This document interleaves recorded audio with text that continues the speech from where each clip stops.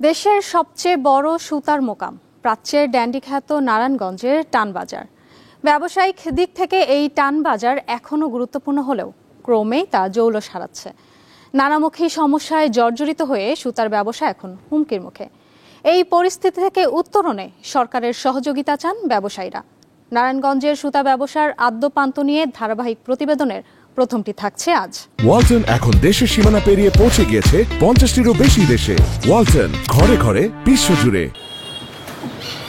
নারায়ণগঞ্জের অন্যতম একটি বাণিজ্যিক এলাকা টানবাজার। এখানে সুতার ব্যবসা করে ভাগ্যের পরিবর্তন হয়েছে অনেক ব্যবসায়ীর, অথচ এখন জৌলুস হারাতে বসেছে শতবর্ষী টানবাজার।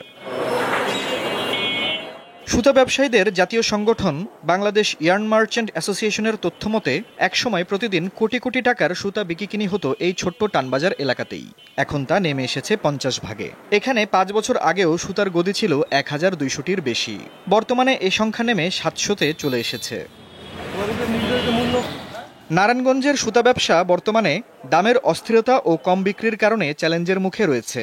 আন্তর্জাতিক বাজারে তুলার দামের ওঠানামার কারণে স্থানীয় বাজারে সুতার দাম বেড়েছে, যা তাঁতিদের কাপড় উৎপাদন কমিয়ে দিতে উৎসাহিত করছে।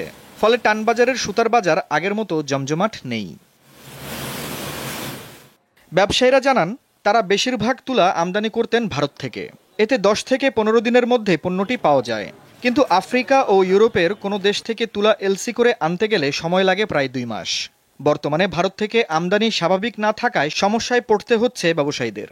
তুলা যেমন ইন্ডিয়ার সাথে আমাদের সাথে আগে ভালো একটা সম্পর্ক ছিল, এই সম্পর্কটা একটু দুর্বল হয়ে যাওয়ার কারণে আমরা ইন্ডিয়া থেকে তুলা আনলে যেমন 2 দিন 3 দিন বা 4 দিন বা 7 দিনের মধ্যে আমাদের তুলাগুলো এসে পৌঁছে। এখন আমাদের এই তুলাগুলো আনতে হচ্ছে ইউরোপের কোনো দেশের থেকে বা আফ্রিকার দেশের থেকে। এই তুলাগুলো আসতে কস্টিং বেড়েছে, অনেক সময় সাপেক্ষ হয়ে গেছে।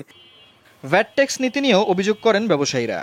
সব কিছু মিলে আমাদের যে কস্টিং, এই কস্টিং দিক করে মিল চালে, গার্মেন্টস চালে, মিল চালে সুতা বানাইয়া সেই সুতা দিয়ে গার্মেন্টসে কাপড় তৈরি করে এক্সপোর্ট করে আমাদেরকে টিকে থাকা এখন আর সম্ভব হইতেছে। বাংলাদেশ ইয়ার্ন মার্চেন্ট অ্যাসোসিয়েশনের সভাপতি টানবাজারের সুতা ব্যবসার সার্বিক পরিস্থিতি তুলে ধরে সরকারের সহযোগিতা চাইলেন। প্রায় 600 স্পিনিং মিল আছে, এর মধ্যে 50% গার্মেন্টসে যায় আর 50% আমাদের লোকাল মার্কেটে আসে। তখন গার্মেন্টস বন্ধ হয়ে গেলে মালটা লোকাল মার্কেটে চলে আসে, তখন লোকালের বাজার অটোমেটিক খারাপ হয়ে যায়। গ্যাসের রেটটাও নিপর্যায়ে আনতে হবে এবং আশা করি এক্সপোর্ট হলে আস্তে আস্তে বাজার ফিরে আসবে। দীপ্ত বার্তা কক্ষ।